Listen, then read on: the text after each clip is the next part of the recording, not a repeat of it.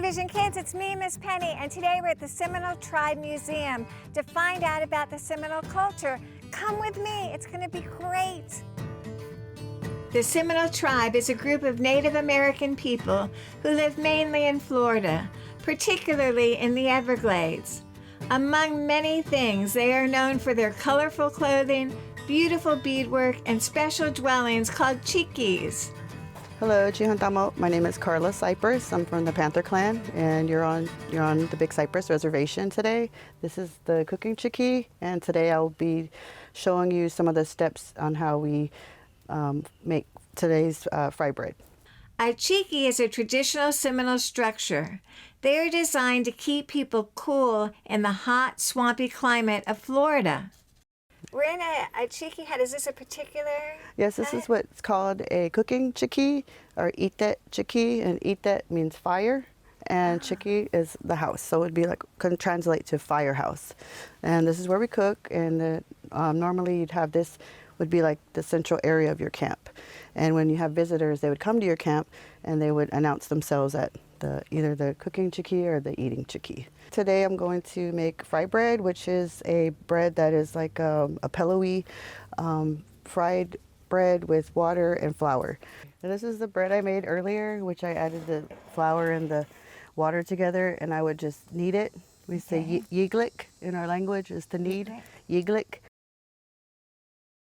to make the edges expand. Does this look okay? Yes. And I just place it in? Yeah. Just do it carefully, like you lay in there. What would be a traditional meal? When I was growing up, we ate a lot of fish. We would have deer.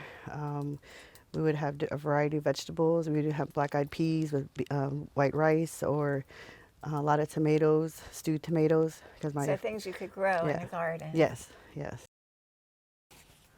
Should we try it together? All right, I was going to give you this one. Thank you. Okay, put it down. Okay, here we go. Breaking bread and eating bread together. Right, cheers, salud. Cheers. The edges are a little hard. It's hard, but it's good. Um, Next, my friends and I looked at some exhibits inside the museum. This is actually a dugout canoe, okay? The reason why I call it a dugout canoe, of course, is the cypress trees. The cypress trees were enormous at one time, and they would chop one of those trees down, of course, and begin to dig out the center of it, carve out a canoe from that particular cypress log.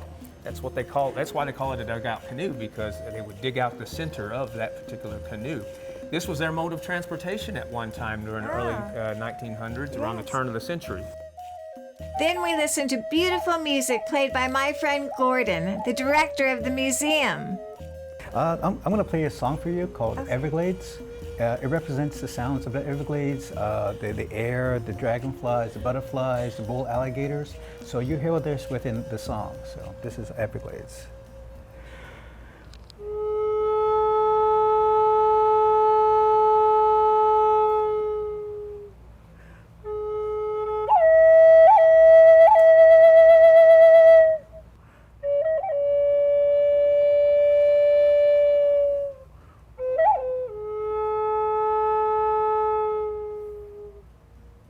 Beautiful. Thank you. Shnabish. It's very nice. It's very calming and soothing. We're going to take a flute, and we're going to give the kids a chance to feel the wood and put your fingers on the holes and see what it feels like. Now you see the little ornament that's on top? Yes. And that's called a totem. That represents the spirit of the flute. So show it to Sawyer and see that. This is the spirit of the flute. And feel how smooth it is. What animal is that? Looks like a hummingbird. It's a hummingbird. They say that the instrument becomes one with the performer.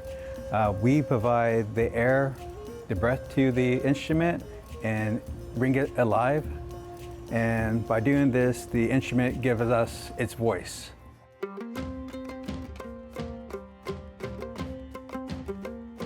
Next, we saw a Seminole patchwork exhibit. Seminole patchwork is a colorful sewing style where strips of fabric are sewn into geometric patterns. The designs often represent nature, family, or cultural stories.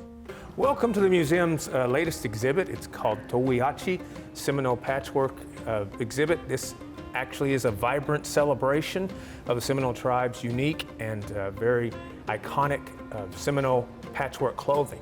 This is a tradition that still continues to thrive today. So we honor the past, but we also look at the traditional, how those traditions continue to thrive even in this day and age. Another traditional art is beading. My friend Cypress Billy showed us how to make beaded keychains. Let's talk about the colors you see of the beads inside. White. Wait, raise your hand for one color is white. And Cypress, can you tell us about these colors? Yeah, they're fields of medicine, but also this represents the direction of north, white. So the white button, or the white bead, the white is the direction of north, and it's about medicine? Yeah, they're called medicine colors, but they're also representative of our directions. Wonderful. So this is the northern direction of white.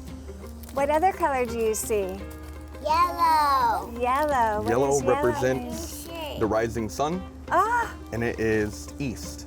east. It's the rising sun, and it's east. What other color do you see? Black. Red. Black is representative of the direction of west, and red is the direction of, what's the last one?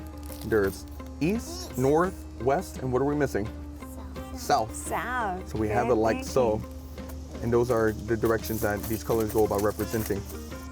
So we're Yellow, doing red, yellow, black, and white. yellow, red, black, Right.